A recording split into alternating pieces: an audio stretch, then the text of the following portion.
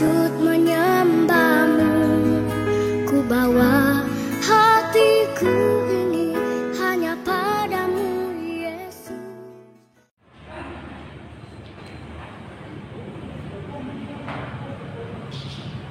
Shalom, selamat pagi Bapak Ibu yang dikasihi Tuhan. Kita bersyukur pagi hari ini kita sudah lalui hari-hari bersama Tuhan, dan Tuhan senantiasa memberkati kehidupan kita dengan memberikan kita kekuatan, kesehatan, berkat-berkat di dalam kehidupan kita. Hanya ucapan syukur yang harus kita lakukan kepada Tuhan di dalam hidup kita. Mari kita masuki ibadah pagi hari ini, kita datang kepada Tuhan di dalam doa.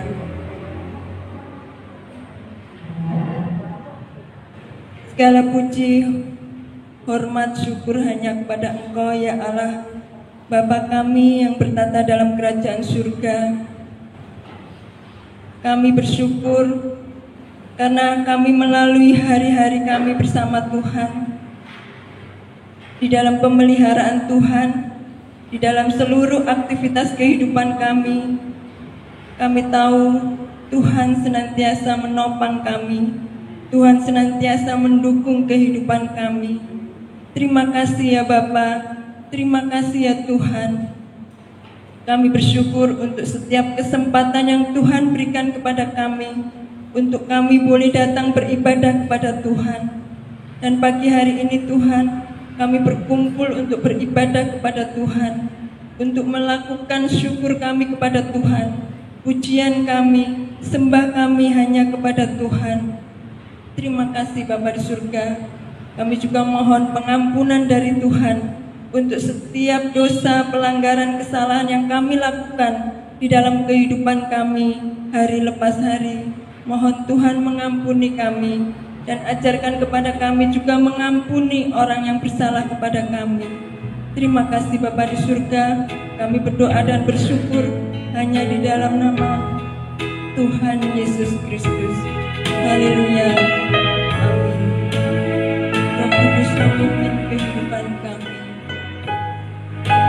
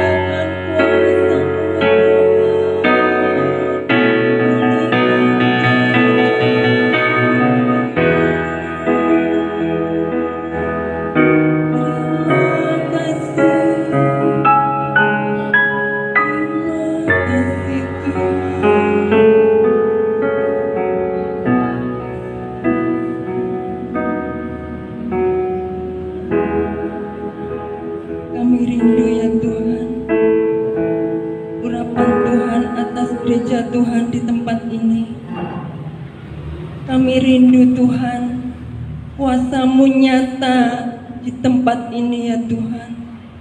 Pulihkanlah setiap kami umat Tuhan yang ada di gereja Tuhan di tempat ini. Kobarkan semangat kami untuk membangun kerajaan Tuhan. Kobarkan semangat kami untuk melayani Tuhan, untuk setia beribadah kepada Tuhan, untuk setia melayani Tuhan, untuk mengasihi Tuhan. Ya Roh Kudus, urapi setiap kami Tuhan. Bangkitkan gereja Tuhan di tempat ini, agar kuasa Tuhan nyata, agar kemuliaan Tuhan nyata di tempat ini. Terima kasih Tuhan. Terima kasih Bapa, terima kasih Roh Kudus. Kekuatan hanya dari Tuhan. Kekuatan dari Roh Kudus yang menopang kami, yang mengajar kami untuk dapat senantiasa berkenan di hadapan Tuhan. Terpujilah Engkau Bapa di surga, di dalam Tuhan Yesus Kristus. Haleluya. Amin. Silakan berdiri. Jangan pernah lelah bekerja untuk Tuhan.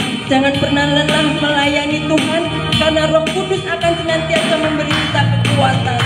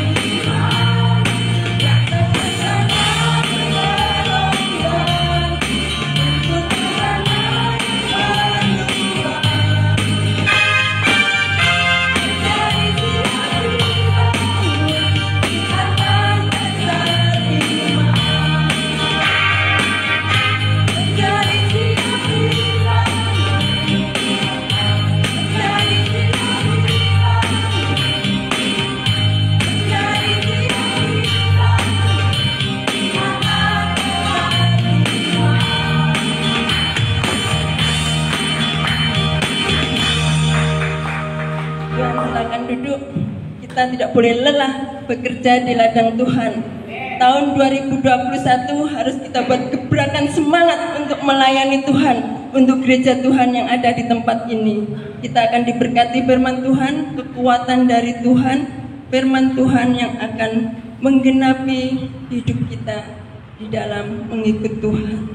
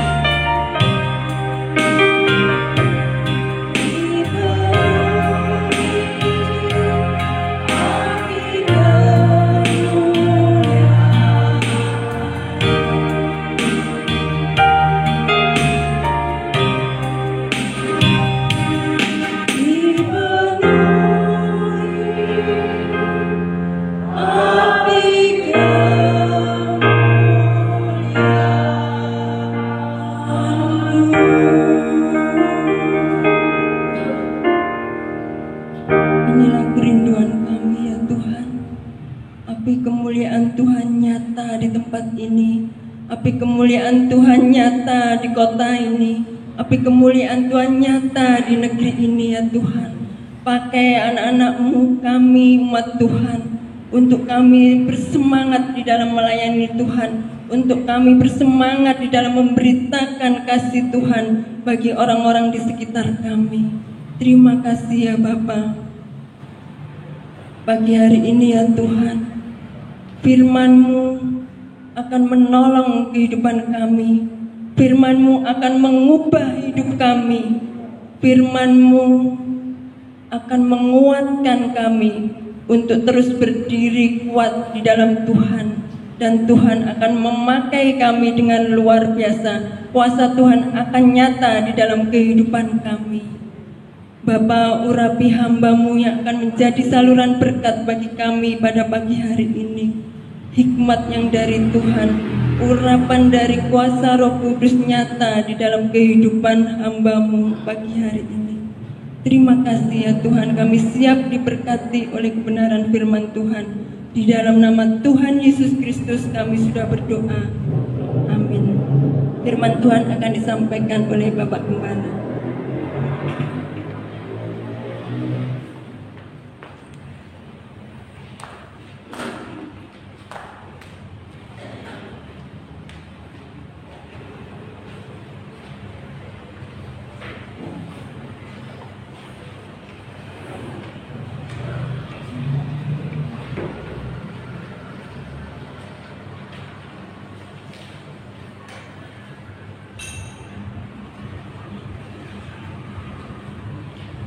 Selamat pagi saudaraku yang dikasihi oleh Tuhan. Sebelum saya sampaikan pesan-pesan firman Tuhan, saya akan umumkan beberapa hal, yaitu di tengah-tengah kita ada saudara kita dari jemaat Betani yang sudah akrab juga dengan saya. Beliau ini mengharapkan kalau anak-anak Tuhan yang membutuhkan kacamata untuk baca yang dikir-kir gitu ya, itu boleh menghubungi beliau, minta nomor teleponnya, sehingga pada saat saudara membutuhkan, saudara boleh menghubungi Bapak Supono. Ya, saya yakin orang-orang Jombang sudah pada kenal. Daripada kita beli ke toko kacamata yang belum seiman dengan kita, lebih baik kita berikan berkat kepada sesama kita. Yang kedua, saya mau tetapkan, kita biasanya rapat untuk menentukan panitia Natal, tetapi berhubung kondisi yang tidak normal begini, saya menetapkan bahwa Natal kita tidak kita adakan, tidak kita rayakan, tetapi kita kebaktian biasa. Nah, kegiatan-kegiatan seperti bakti sosial tetap kita lakukan, tetapi ibadah-ibadah Natal yang dilakukan biasa pada malam hari tidak ada. Saudaraku, untuk itu Ketua Panitia Natal saya tunjuk Saudara Sumitro, dan sekretarisnya adalah Saudara Matius, kemudian bendaharanya Saudari Weni dan Saudari Herlina, kemudian bakti sosial adalah Ibu Syukme, dan bagian persiapan, sebab kita juga walaupun tidak mengadakan, tetapi kita adakan kebaktian juga yang berkaitan dengan itu, tetapi dengan menggunakan sistem protokol kesehatan. Itu sebabnya kita tidak adakan secara berlebihan, tetapi seperti kebaktian biasa. Dan acara kebaktian itu Saudara Joko yang akan mengaturnya.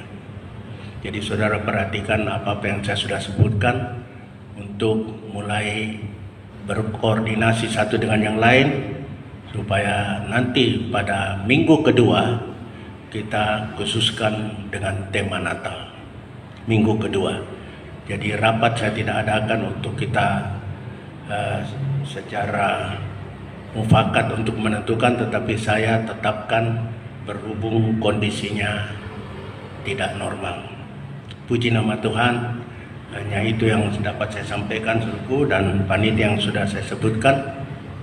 Nah, di samping itu koordinator-koordinator baik kaum ibu, kaum muda, youth maupun anak sekolah minggu, tolong diatur ya, supaya semuanya itu dapat mereka rasakan sekalipun tidak seperti yang umumnya kita lakukan. Amin. Puji nama Tuhan, saudaraku, kita akan masuk di dalam firman Tuhan yang pagi hari ini berjudul Tuhan berkarya melalui orang pilihan. Saudara-saudaraku, kita sudah menaikkan pujian bahwa kita ini teman sekerja Allah. Dan untuk menjadi teman sekerja Allah tidak ada jalan lain kecuali Roh Kudus memimpin kita. Sebab tanpa pimpinan Roh Kudus, saudaraku, mungkin kita itu bisa bersemangat.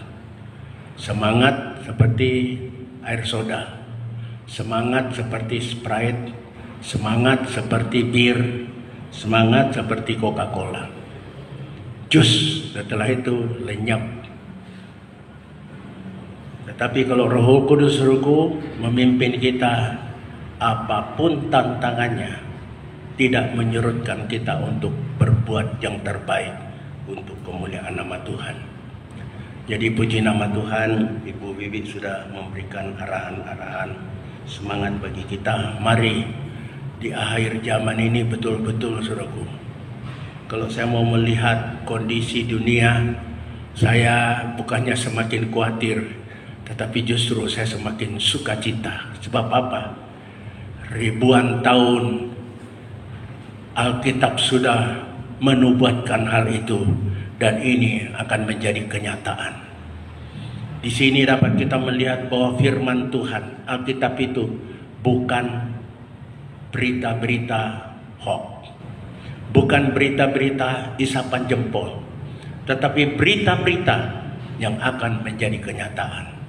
Nah, itu sebabnya kita anak-anak Tuhan yang sudah kenal akan Tuhan, ayo saudaraku, belajar. Saya terinspirasi dan terberkati dengan seseorang yang bersaksi melalui Daniel Ananta, tetangga Daniel. Saudaraku, saya terberkati luar biasa, membuat saya semakin bergairah di dalam Tuhan. Orang itu adalah orang yang tidak mengenal Tuhan, dari keluarga yang tidak mengenal Tuhan, tetapi dia sendiri mengambil keputusan. Dan saudaraku, karena dia berprestasi, akhirnya keluarganya dapat menerima segala sesuatu. Dan saya melihat, saudaraku, apa yang dia katakan itu sepaham dengan apa yang Alkitab katakan. Nah, itu sebabnya, saudaraku, dia katakan begini, saya mau belajar untuk sensitif terhadap apa yang Tuhan mau. Wah, luar biasa, saudaraku. Dunia ini Tuhan buat sedemikian rupa supaya kita itu ngeh, katanya orang Jakarta, mengerti, dapat menangkap apa yang Tuhan mau. Dan hal itu hanya dapat terjadi kalau hubungan kita dengan Tuhan itu semakin indah.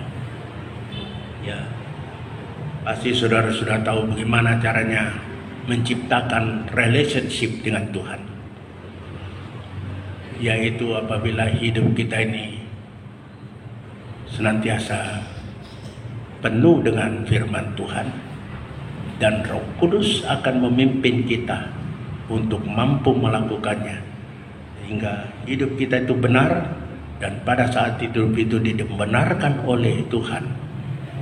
Bukan kita yang membenarkan diri kita, Roh Kudus yang kita hanya mau Dia masuk dalam hidup kita, Dia benahi kehidupan kita, dan pada saat kita dibenahi oleh Tuhan, kita layak untuk bersekutu dengan Dia.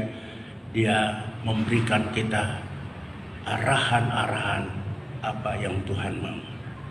Nah, pagi hari ini kita akan belajar tentang hal itu dulu. Kapan kita ini dipilih oleh Tuhan, dan kapan karya-karya Tuhan itu nyata.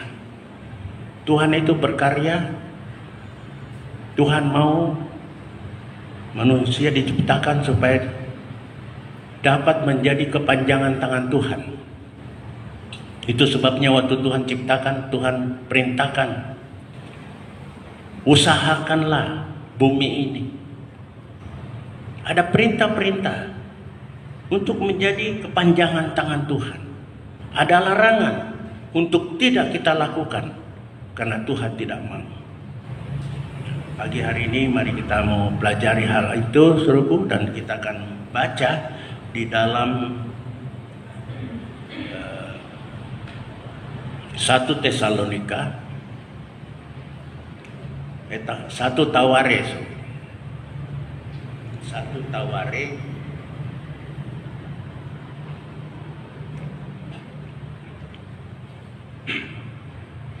ayat yang ke-14.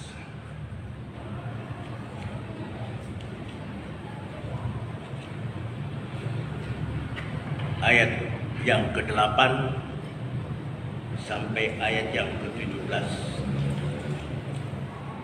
Saya minta nanti Saudara Joko tolong bacakan.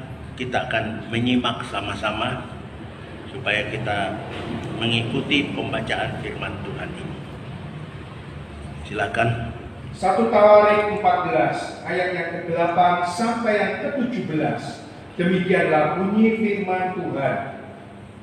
Ketika didengar orang Filistin bahwa Daud telah diurapi menjadi raja atas seluruh Israel, maka majulah semua orang Filistin untuk menangkap Daud. Tetapi Daud mendengar hal itu, lalu majulah ia menghadapi mereka.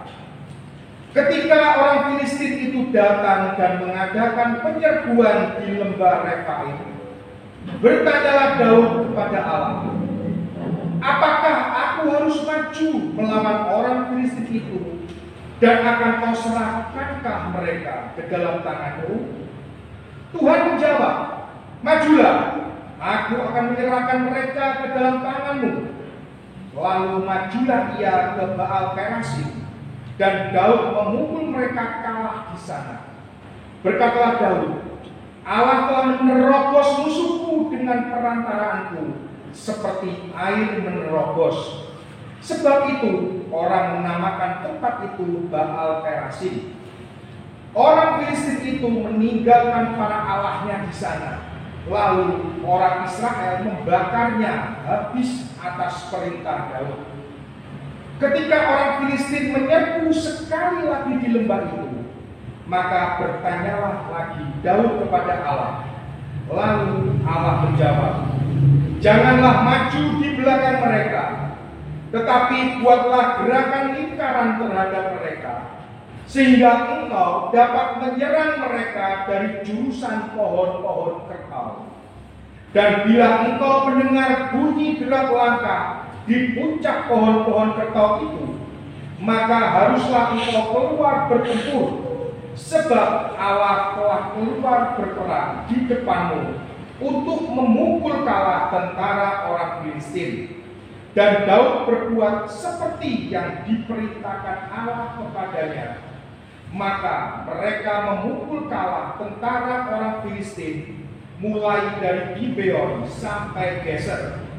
Lalu termasyhurlah nama Daud di segala negeri, dan Tuhan mendatangkan rasa takut kepadanya atas segala bangsa. Amin.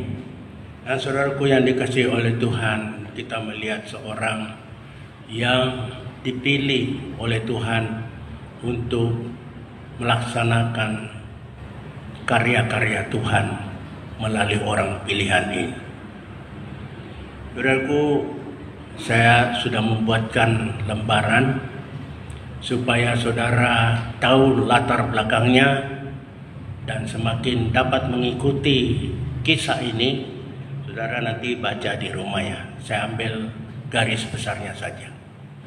Bahwa Israel ini sebelumnya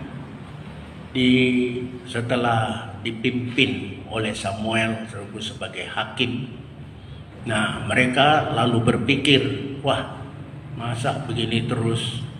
Kami juga perlu raja sama seperti bangsa-bangsa di sekitar kami. Mereka ini memiliki raja. Nah, itu sebabnya dia meminta raja kepada Samuel. Dan Samuel sebenarnya keberatan, tetapi Tuhan berkata, berikan aja. Nah, singkat cerita, Tuhan memberikan Saul kepada mereka. Pada saat Saul diangkat menjadi raja, kita melihat Saul ini senantiasa melakukan apa yang tidak Tuhan kehendaki.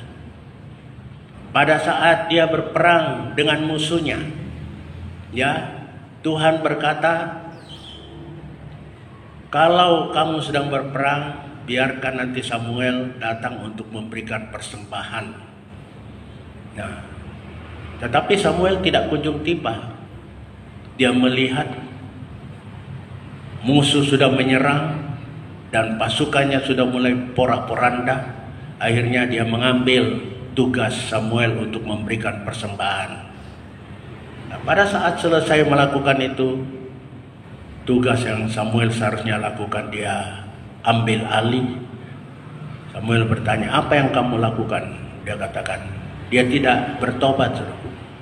Dia berdalih, habis sih kamu terlambat. Lihat itu, beralasan memang nggak kunjung tiba.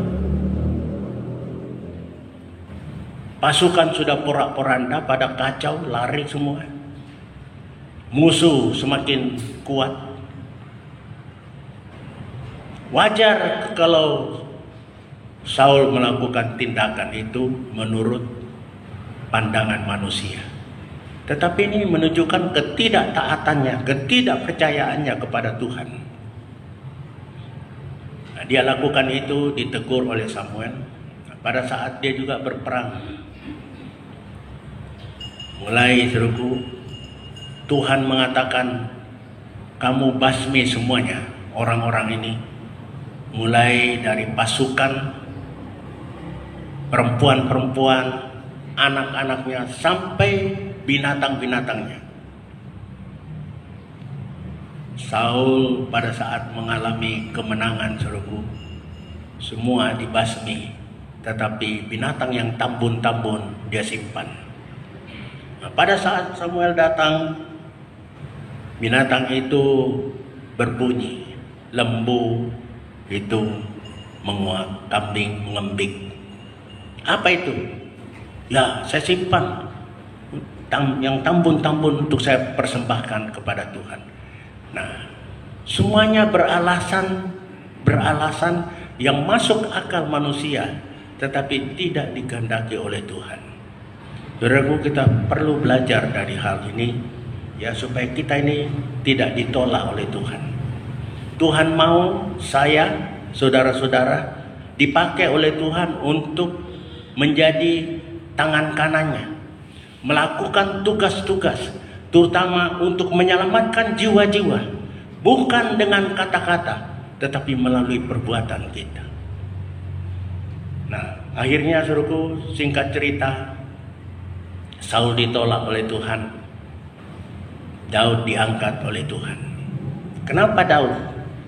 Orang yang tidak terkenal, tidak pernah latihan militer, tidak ada background untuk menjadi pemimpin kecuali memimpin domba. Nah, saudaraku, kita dapat melihat di sini Tuhan itu dalam mendidik kita itu step by step. Ya, diawali dengan binatang. Saudara tahu, domba itu adalah binatang yang hampir-hampir mirip anjing, saudara. Nurut, tapi kalau sudah ada kedekatan dengan gembalanya, tetapi kalau tidak, ya tidak dia. Nah, kita melihat Tuhan mengajar Daud untuk menjadi pemimpin manusia. Dia awali dengan cara memimpin binatang.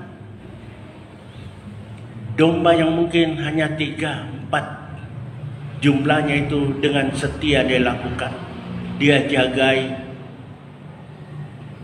serangan-serangan dari musuh seperti singa, beruang, itu dia lawan untuk mengamankan domba-dombanya. Domba yang sudah dekat dengan kita, saudaraku, domba itu berjalan di belakang. Ya, saudara lihat ya, Angon sudah dekat dengan domba itu. Karena saya pernah juga jadi gembala domba, saudaraku, waktu saya masih kecil. Itu domba saya itu kalau dia lagi makan di antara banyak domba yang bukan milik kami. Saya dengan adik saya itu hanya 1 ekor, ya. Kami gembalakan berdua. Sayang, kami cium-ciumi. Dia itu kalau makan, saudaraku, lagi asik makan, dia angkat kepalanya. Lama asik itu dia cari-cari, dia lihat kita makan lagi. Coba saudara nanti, kita tidak pelajari sih apa domba seringkali disebut-sebut di ini ada artinya, saudara. Betul. Nah, kalau pulang, saudaraku, itu kan bareng-bareng semua. Nah, kemana kita pergi dia ikut. Padahal temannya lari ke sana, lari kemari. Dia ikut ke kita. Nah, satu saat waktu saya dan adik saya, domba kami ini beranak, menghasilkan 2 ekor katanya orang Jawa itu cempe ya, Pak. 2 ekor itu sudah mulai lari-lari. Kami kalungin, yang saya punya saya kalungin merah, adik saya Tony itu kuning. Nah, kami berangkat ke sekolah, saudaraku. Itu tahu-tahu dia ambil shortcut masuk di kebun-kebun orang itu, ketemu di situ. Waduh, itulah domba. Kenapa? Kedekatan kita dengan dia.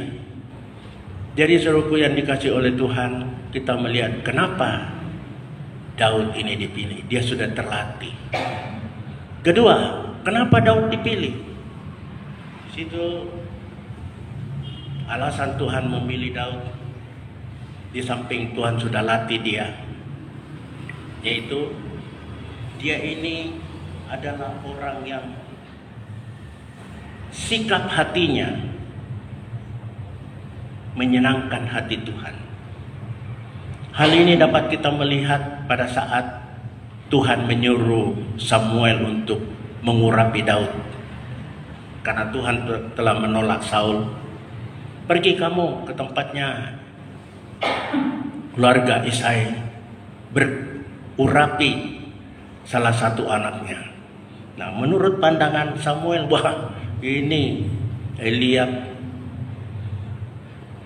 Syama itu adalah orang-orang yang terlatih dalam peperangan. Wah, ini pantas jadi raja.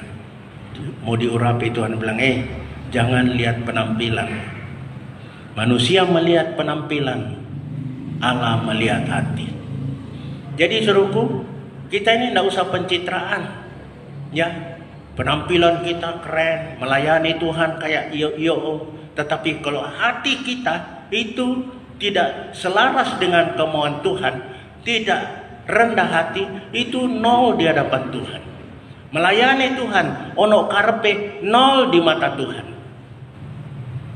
Saudara tidak usah takut. Wah, aku melayani nggak dikei gereja. Wah, jangan takut, saudara. Tuhan pasti memberkati kita.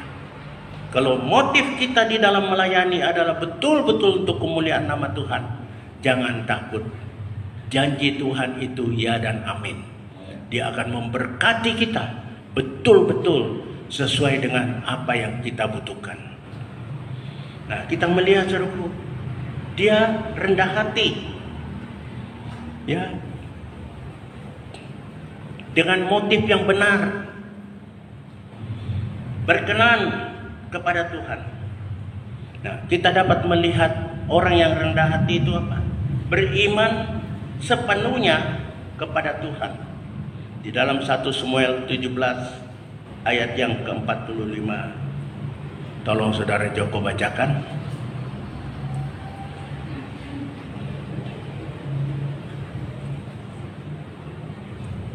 Satu Samuel 17 ayat yang ke-45. Demikianlah bunyi firman Tuhan.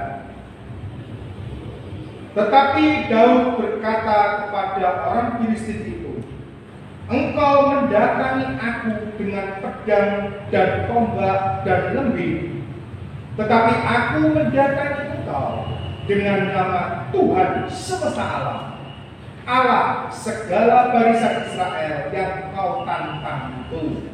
Amin. Nah, kita mengandalkan Tuhan, ya. Dia pakai tombak, dia pakai segala-galanya yang menurut manusia ini yang tepat untuk mengatasi permasalahan. Tetapi Daud mengandalkan Tuhan. Dia mengandalkan Tuhan. Pada saat dikasih baju sirah, ketopong, wah, nggak cocok nih bagi saya. Cuma ngambil batu suruh diembankan ke jidat si Goliat, rubuh. Karena dia beriman kepada Tuhan. Ini tanda-tanda orang yang hatinya cocok dengan Tuhan. Kita kalau hati kita cocok ya pasti mengandalkan Tuhan. Apapun dalam kondisi yang sulit menurut nalar kita, wah mustahil nih, andalkan Tuhan. Tuhan adalah jalan keluar atas segala masalah-masalah kehidupan kita. Yang kedua, orang rendah hati itu dibuktikan dengan dia suka memuji. Kalau dia mampu melakukan sesuatu, dia tidak memuji dirinya, dia puji. Sebab kekuatan itu, kuasa itu datangnya dari dia. Dan kita melihat di situ dikatakan Daud itu sepanjang hidupnya senantiasa memuji Tuhan. Bahkan dia memuji itu seruku di dalam Mazmur 119 ayat 164 di situ dikatakan 7 kali satu hari, dalam satu hari aku memuji Tuhan. Coba kita gimana? Memuji minggu tok, Senin Kamis ngomel-ngomel, kurang garam, kurang beras, kurang 7 kali dalam satu hari. Tidak disebutkan berapa lama, tetapi pasti lama. Nggak mungkin haleluya, haleluya, amin, ya Tuhan, besok nyanyi gitu lagi. Tidak, dia memuji Tuhan. Orang yang punya hubungan dengan Tuhan itu, coba saudara waktu pacaran, Pak Mitro waktu ngunjungin Bu Herlina kali waktu pacaran, dipeleroi calon mertua itu, pura-pura senyum, kadang-kadang bawain roti supaya nggak diusir cepat-cepat kan? Betul nggak Pak? Waktu pacaran. Iya, kita mau lama-lama. Karena apa? Kita senang, cinta, menjalin hubungan, memuji terus. Aduh, kamu cantiknya, kamu luar biasa, kamu paling ganteng daripada semua. Wah, memuji. Karena apa? Cinta. Lanjutnya, tanda-tanda bahwa kita itu rendah hati, senantiasa mudah menyadari kesalahan. Kita sudah lihat tadi apa yang saya katakan, Saul berdalih terus. Nah, saudaraku, hati-hati ya. Ingat, setiap kita kalau ditegur orang terus berdalih, tandanya orang yang sudah ditolak Tuhan. Hati-hati, jangan sampai terjadi hal ini. Saul setelah ditolak oleh Tuhan, dia pegang jubah dari Samuel, ditinggal. Sampai dia minta petunjuk Tuhan. Tuhan tidak jawab, sampai dia lari ke perempuan yang peramal-peramal paranormal, dan Tuhan tidak menjawabnya. Nah, saudaraku, kita harus hati-hati. Jangan sampai kesalahan berulang-ulang, akhirnya Tuhan leave you, meninggalkan kita. Jangan hal itu. Daud berulang-ulang, saudaraku, dikatai oleh Nabal, wah, siapa ini orang yang lari dari tuannya?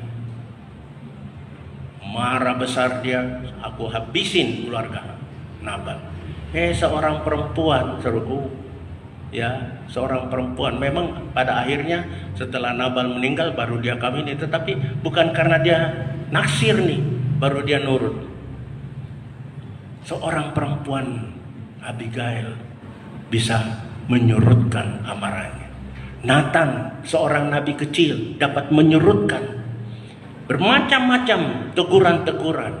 Yoab menegur dia bertobat. Jadi suruhku, kita ini ya seringkali tidak tahu kesalahan kita. Orang yang diberkati dan dipilih oleh Tuhan itu orang yang peka, yang saya sudah katakan tadi. Peka. Orang menegur kita, iya. Bagi saya mungkin saya tidak tahu, sebab Alkitab berkata balok di mata kita ini kita tidak nampak, tetapi selumbar di mata orang kita lihat. Jangan-jangan dia lihat balok di mata saya yang dia mau keluarkan, kenapa tidak? Biarkan dia lakukan. Nah, ini Daud melakukan hal itu, menyadari setiap teguran itu bukti rendah hati. Yang keempat, rendah hati ditunjukkan sekalipun banyak menoreh prestasi yang luar biasa. Daud tidak sombong. Ini yang menyebabkan Tuhan itu memilih dia. Nah, dari sisi rendah hatinya, dari sisi ketaatannya, apa yang Tuhan katakan ya, dalam menjaga dan mempertahankan wilayah otoritas kerajaan yang Tuhan telah berikan untuk dia pimpin.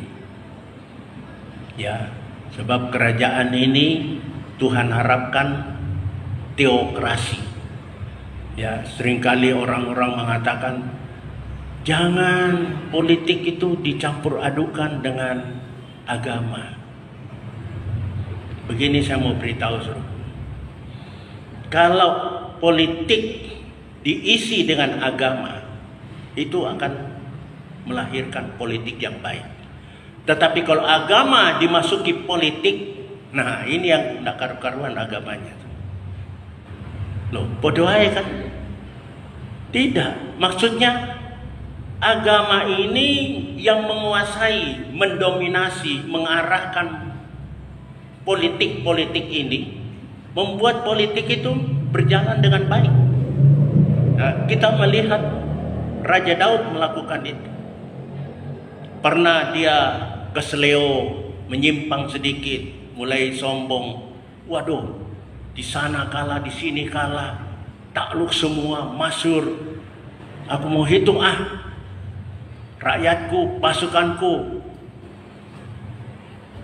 Wajar sebagai manusia, tetapi Tuhan tegur. Saudaraku yang dikasihi oleh Tuhan, disinilah kita dapat melihat pada saat dia ditegur, dia berkata, biarlah aku jatuh di dalam tangan Tuhan. Tuhan yang menghukum dia, Tuhan yang mencambuk dia, supaya dia kembali. Kita mau belajar, supaya kita ini anak-anak yang sudah dipilih betul-betul menjadi kepanjangan tangan Tuhan untuk membawa jiwa-jiwa yang masih banyak di luar sana. Tidak usah dengan kata-kata, tetapi melalui perbuatan kita yang baik, supaya nama Tuhan senantiasa dipermuliakan. Kita melihat, saudaraku, sikap dari Daud, ya, yaitu dalam mempertahankan otoritas kerajaan yang teokratis ini, di mana Tuhan diutamakan. Jadi politik-politiknya itu bukan politik untuk menghancurkan, tetapi politik untuk membawa jiwa-jiwa datang kepada Tuhan. Ya, kita melihat bukti bahwa apa yang dia lakukan itu, suruhku, dengan kerendahan hati dan ketaatan kepada Tuhan. Dia senantiasa bertanya. Tuhan memang sudah berkata, aku akan menghabiskan musuh-musuhmu. Tetapi tetap Daud tidak hanya berpegang ke situ. Dia bertanya dulu, perlu nggak saya maju? Maukah Tuhan menyerahkan orang Filistin ini ke dalam tanganku? Baru Tuhan mengatakan, ya pergilah. Baru dia berangkat. Kita juga, suruhku, di dalam berbuat apa harus berdoa dulu. Tanya ke Tuhan. Jangan sampai kita melakukannya dengan motif-motif untuk kepentingan diri kita. Tidak berkenan di hadapan Tuhan. Sia-sia apa yang kita lakukan. Kita perlu bertanya supaya semuanya itu pada saat kita lakukan, kita mengucap syukur sebab Tuhan jualah yang memberikan petunjuk sehingga kita dapat berhasil. Nah, pada saat ditaklukkan gitu, si bangsa ini kembali lagi menyerang. Dia bertanya lagi. Seharusnya kan ya sudah kalah pasti dengan strategi yang dahulu aku gunakan, pasti takluk lagi. Tetapi Daud tidak begitu. Dia bertanya lagi, Tuhan, perlukah aku menghadapi mereka? Ya, tetapi engkau jangan menyerang dari belakang. Mojok licik-lician. Berputar strategi perang menurut Tuhan yang dia pakai. Menurutku kalau kita berpikir ya untuk mengalahkan, kan memang Tuhan minta dia dikalahkan. Sudah dari belakang aja gua tusuk, hancur semua. Ya. Tetapi tidak, dia ikuti caranya Tuhan. Dan apa yang terjadi dia lakukan pada saat dia keliling di pohon-pohon keratau itu. Ada suatu tanda baru dia action. Semua apa-apa yang Daud lakukan itu selaras dengan kemauan Tuhan. Kita di dalam situasi sosial yang sangat kompleks ini membutuhkan arahan-arahan dari Tuhan. Dalam melayani Tuhan, bertanya kepada Tuhan. Jangan sampai kita melayani dengan satu tujuan-tujuan tertentu yang bukan untuk kemuliaan nama Tuhan. Dan mungkin untuk kemuliaan nama Tuhan, tetapi semuanya sebagian. Bukankah Tuhan berkata, kasihilah dia segenap hatimu, dengan segenap jiwamu, dengan segenap kekuatanmu. Seluruhnya kita harus serahkan pada Tuhan. Kita ini tidak ada apa-apanya, tapi Tuhan akan memberikan itu semuanya untuk kemuliaan kita, sepanjang kita utamakan Tuhan. Kemudian melakukan segala sesuatu sesuai dengan perintah Tuhan. Apa saja yang Daud akan lakukan, dia bertanya. Saudaraku, kita melihat pada saat Daud tidak bertanya kepada Tuhan, langkah hidupnya salah melulu. Setiap apa yang dia lakukan dan tidak bertanya kepada Tuhan, salah lagi, salah lagi. Waktu orang sedang berperang, dia tidak bertanya kepada Tuhan, perlu nggak aku ikut berperang? Tidur-tiduran. Orang lain berperang. Akibatnya malapetaka datang dalam hidupnya. Dia naik melihat sesuatu yang tidak pantas untuk dilakukan orang yang takut akan Tuhan. Saudara-saudara yang dikasihi oleh Tuhan, kita harus sama seperti Daud, ya, yaitu bagian besarnya memiliki sikap hati dan memiliki ketaatan kepada Tuhan, maka kita itu akan dipilih oleh Tuhan. Saudaraku yang dikasihi oleh Tuhan, orang yang dipilih oleh Tuhan, seperti yang saya sudah katakan, itu menjadi kepanjangan tangan Tuhan. Kita melihat apa yang terjadi. Tuhan membuat Daud berhasil. Apa-apa yang telah dia lakukan menurut perintah Tuhan, dibuat Tuhan berhasil. Ayat 11 dan 12 di 1 Tawarik 14. 1 Tawarik 14 ayat yang ke-11 dan 12, demikianlah bunyi firman Tuhan. Lalu majulah ia ke Baal Perasim, dan Daud memukul mereka kalah di sana. Berkatalah Daud, Allah telah menerobos musuhku dengan perantaraanku, seperti air menerobos. Sebab itu orang menamakan tempat itu Baal Perasim. Orang Filistin itu meninggalkan para allahnya di sana. Lalu orang Israel membakarnya habis atas perintah Daud. Amin. Nah, saudaraku, kita melihat pada saat dia berhasil, dia tidak mengatakan aku telah mengalahkan, tetapi dia bilang Allah menerobos seperti air melalui aku. Jadi dia tetap mengatakan ini semua aku lakukan karena Tuhan, bukan oleh kuat dan gagahku, tetapi karena Tuhan. Sama seperti Rasul Paulus berkata, segala sesuatu dapat kutanggung di dalam Dia yang memberikan kekuatan kepadaku. Mari saudaraku, anak-anak Tuhan, kita semakin dekat pada Tuhan, bersekutu dengan Tuhan, sehingga hidup kita ini semakin rendah. Saudaraku, tempat yang rendah itu, disitulah air mengalir. Begitu juga kalau hati kita rendah, ya, rendah hati, berkat-berkat Tuhan tercurah atas kita. Di sanalah Allah akan mengalirkan berkat-berkatnya. Tidak usah kita takut. Tuhan itu maha tahu akan kebutuhan kita. Dia akan mencukupkan. Apalagi kalau kita itu murah hati, Dia akan memberikan secara berlimpah, sebab kita akan membagikan kepada orang lain. Yang kedua, saudara, orang yang dipilih Tuhan melahirkan karya Allah. Bukan saja mengalahkan Filistin di Baal Perasim, tetapi juga di Gibeon dan Geser. Ayat yang ke-16. 1 Tawarik 14 ayat yang ke-16, demikianlah bunyi firman Tuhan. Dan Daud berbuat seperti yang diperintahkan Allah kepadanya. Maka mereka memukul kalah tentara orang Filistin, mulai dari Gibeon sampai Geser. Amin.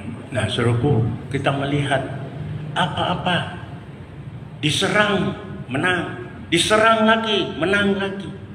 Sebab semuanya itu dia lakukan dengan ketaatan dan kerendahan hati.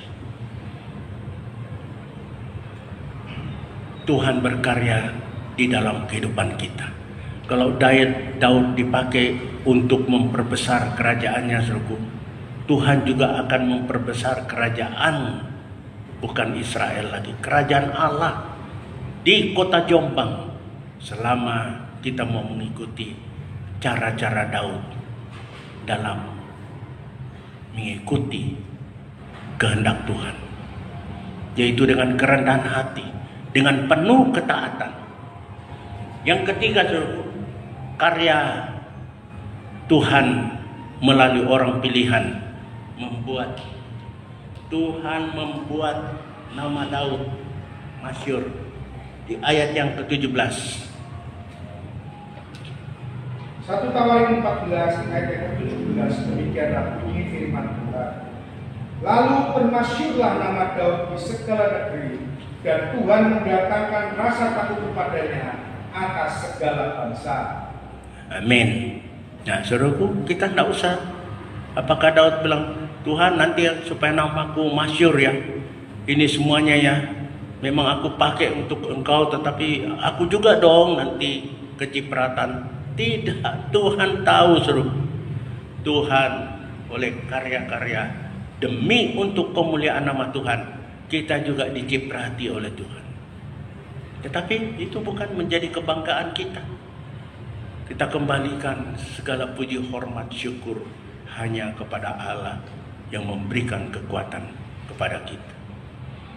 Saudara-saudaraku yang dikasih oleh Tuhan, biarlah firman Tuhan ini menjadi renungan bagi kita, supaya kita, saudaraku, dalam mengikuti Tuhan itu betul-betul menjadi orang yang dipilih oleh Tuhan. Ingat, saudaraku, Alkitab berkata apa? Banyak yang dipanggil, sedikit yang terpilih.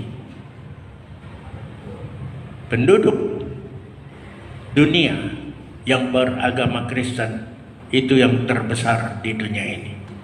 Tetapi betul mereka semuanya akan dipilih oleh Tuhan? Belum tentu. Tidak semua orang yang berseru-seru nama Tuhan, Tuhan, Tuhan. Tetapi orang yang takut akan Tuhan, orang yang hatinya cocok dengan Tuhan, orang yang melakukan perintah Tuhan, itulah yang Tuhan akan pilih untuk masuk di dalam kesukaan besar di dalam kerajaan surga. Sebagai penutup, saudaraku, saya mau menghimbau kita supaya kita merenungkan bahwa orang pilihan Tuhan dipakai oleh Tuhan untuk mewujudkan rencana Allah di dalam kehidupannya, di dalam gereja Tuhan, di dalam negara kita. Kita harus tahu seperti yang saya katakan tadi, sistem pemerintahan teokratis, yaitu politik negara itu dilandasi dengan aturan-aturan Tuhan. Apa sebabnya banyak orang-orang yang tidak mau berpegang kepada Pancasila? Sebab Pancasila itu landasannya sebenarnya Alkitab. Di situ Lemena berperan sangat penting. Dr. Lemena, Yohanes Lemena, berperan waktu Bung Karno sedang memikirkan landasan dasar negara apa. Coba kita lihat, kasihlah alam ketuhanan yang Maha Esa. Kedua, memang waktu itu awal-awal Bung Karno menyebutkan itu sekuennya, urutannya tidak begitu. Tapi pada akhirnya kan ketuhanan yang Maha Esa, kasihlah alammu dengan segenap hatimu, dengan segenap jiwamu, dengan segenap kekuatan, dan kasihlah sesamamu. Ketuhanan yang Maha Esa baru berbicara tentang masyarakat, persatuan Indonesia, kerakyatan yang dipimpin oleh hikmat, kebijaksanaan dalam permusyawaratan, perwakilan, dan keadilan sosial bagi seluruh rakyat Indonesia. Itu semuanya, suruhku, landasannya Alkitab.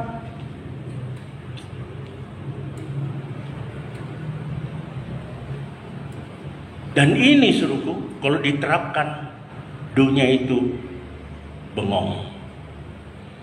Declaration of Independence saja tidak sehebat ini. Kalau betul-betul Pancasila ini diterapkan, suruhku, akan terjadi gemah ripah Lok Cinawi di negara kita. Kita mengasihi orang yang memusuhi kita. Bagaimana orangnya kalau kita mengasihi, membalas dengan kebaikan? Itu pasti hatinya tersentuh seperti menaruh bara di atas kepala. Saya sudah pernah saksikan dulu kakak saya itu. Kami ini sebenarnya orang-orang keras, orang nggak kenean. Dia itu naik kereta dan sukanya karena dari Jakarta ke Semarang itu keretanya siang, jadi dia minta window side. dekat jendela. Nah, pada saat dia naik, ada orang yang sudah duduk di situ. Dia bilang, "Pak, saya di situ, Pak." "Wah, duduk aja, sama aja lah." Mulai nih, "Gini Pak, saya memang pesan untuk duduk di situ." "Ah, sudahlah Pak, duduk aja, sama aja." Wah, mulai naik darah dia. Pindah. Baru orang itu pindah. Waktu dalam perjalanan seruku, orang yang dibentak itu ya, keluarkan makanan, dia tawarin. Kakak saya runtuh hatinya. Saking malunya dia pergi ke restorasi. Itu kalau kita balas kejahatan dengan kebaikan, seruku, yang namanya manusia, satu kali juga akan luluh hatinya. Itu sebabnya jangan sampai kita balas. Memang daging kita, saya katakan daging kita ini memberontak, tetapi ayo roh kita harus lebih kuat di dalamnya untuk mengendalikan kita dapat mengampuni orang yang berbuat salah kepada kita. Pola ibadah mulai diterapkan. Yang dahulu zaman Saul tidak diperhatikan tabut perjanjian, sekarang tabut perjanjian dikembalikan supaya ritual-ritual untuk mempermuliakan nama Tuhan senantiasa dapat berjalan. Kiranya firman Tuhan ini dapat memberkati kita semuanya. Amin. Puji nama Tuhan. Mari kita menaikkan pujian seluruh.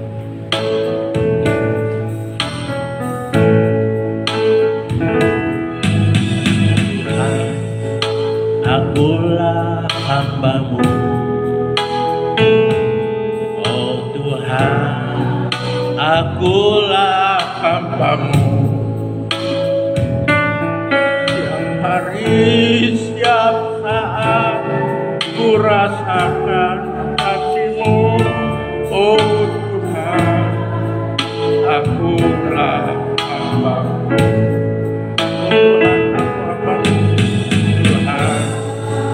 Akulah hamba-Mu.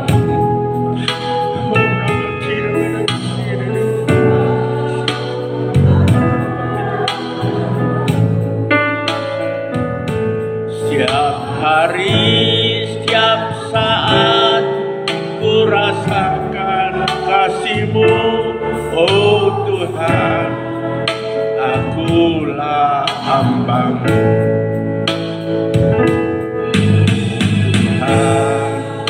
Akulah hamba-Mu, oh Tuhan, akulah hamba-Mu. Setiap hari, setiap saat, ku rasakan kasih-Mu, oh Tuhan, akulah hamba-Mu.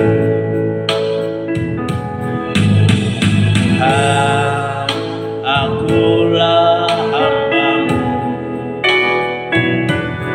oh Tuhan, akulah hamba-Mu.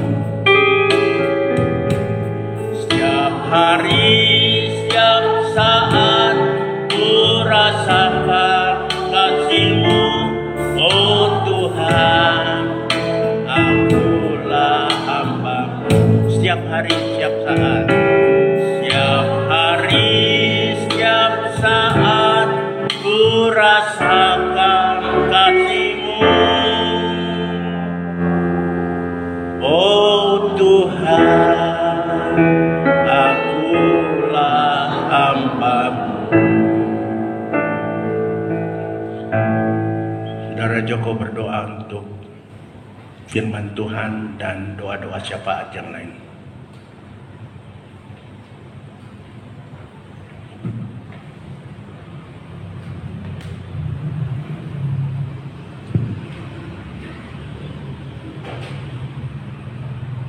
Tuhan, kami bersyukur pada pagi hari ini kami boleh diberkati oleh kebenaran firman Tuhan yang telah disampaikan oleh Bapak Gembala, yang telah menolong setiap kami untuk kami menyadari bahwa kami ini adalah orang-orang yang sudah dipilih oleh Tuhan. Merupakan suatu anugerah dan karunia dari Tuhan, kami boleh menjadi orang-orang pilihan. Tetapi lebih dari itu Tuhan, kami juga memiliki tanggung jawab dan konsekuensi sebagai orang-orang pilihan Tuhan. Sehingga kami boleh memiliki iman yang sepenuhnya kepada Tuhan. Kami boleh memuji, menyembah Tuhan bukan hanya dengan perkataan kami, terlebih lagi melalui perbuatan-perbuatan kami. Karena kami semua ini adalah suratan Allah yang hidup, yang untuk mempermuliakan nama Tuhan. Tolong kami Tuhan, sehingga sama seperti Daud, kami boleh menjadi orang-orang yang selaras hatinya dengan Tuhan. Terima kasih untuk berkat firman Tuhan. Tuhan telah pakai hamba Tuhan, Bapak Gembala, untuk menjadi saluran berkat bagi kami. Berkati Tuhan, baik dalam kesehatan beliau, dalam hikmat beliau, dalam segala kehidupan beliau dan keluarga besar Tuhan. Berkati sehingga apa yang beliau perbuat Tuhan berkenan membuatnya berhasil. Terima kasih Tuhan, kami pun berdoa untuk bangsa dan negara kami. Kami mengetahui saat ini tidak mudah bagi bangsa kami untuk melakukan segala hal-hal. Oleh sebab itu Tuhan tolong para pemimpin bangsa kami, Tuhan ampuni segala dosa bangsa kami, Tuhan kuduskan dan layakkan bangsa kami ini, buat bangsa kami ini berbalik dari segala tingkah laku yang jahat kembali kepada Tuhan, supaya bangsa kami ini boleh diangkat dari keterpurukannya. Tuhan berkati setiap para pemimpin, sehingga setiap kebijakan yang mereka ambil benar-benar selaras dengan kehendak Tuhan dan bagi kebaikan rakyat kami. Terima kasih Tuhan, berkati jemaat Tuhan yang saat ini juga sedang mengalami keterbatasan, mengalami kelemahan baik di dalam fisik, baik di dalam kondisi ekonomi, pekerjaan atau apapun juga. Tuhan mengetahui setiap pergumulan yang telah dirasakan oleh saudara-saudara kami. Kiranya kami mohon belas kasihan Tuhan berkenan untuk menolong setiap saudara-saudara kami yang sedang mengalami kelemahan, sehingga setiap kelemahan atau pergumulan yang mereka hadapi boleh diberikan oleh Tuhan jalan keluar yang terbaik Tuhan, sehingga melalui jalan keluar ini mereka boleh merasakan pertolongan Tuhan, mereka boleh merasakan penyertaan Tuhan, dan bahkan mereka boleh bersemangat kembali untuk datang kepada hadirat Tuhan, melayani dan mempermuliakan nama Tuhan. Terima kasih Tuhan, kiranya Tuhan berkenan untuk mengabulkan setiap doa-doa yang kami panjatkan ini hanya di dalam nama Tuhan kami, Tuhan Yesus Kristus. Saudaraku yang dikasihi oleh Tuhan, mari kita angkat tangan kita.